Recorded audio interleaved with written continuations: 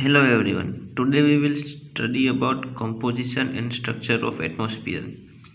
Before starting our today topic, don't forget to like my video and subscribe my channel. So, atmosphere is a mixture of different gases and it envelopes the earth all around.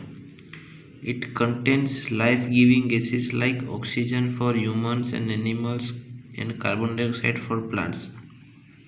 The air is an integral part of Earth's mass, and 99% of the total mass of the atmosphere is confined to the height of 32 km from the Earth's surface.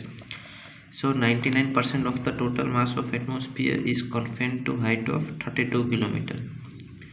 The air is colorless and odorless and can be felt only when it blows as a wind. Now, what are the composition of atmosphere? Gases, water vapor and dust particle.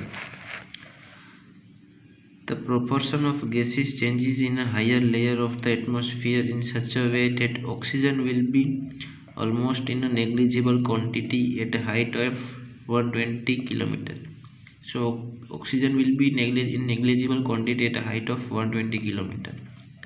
Similarly, carbon dioxide and water vapor are only found up to 90 km from the surface of the earth. So this is also important point that the carbon dioxide and water vapor are found only up to 90 km from the surface of the earth.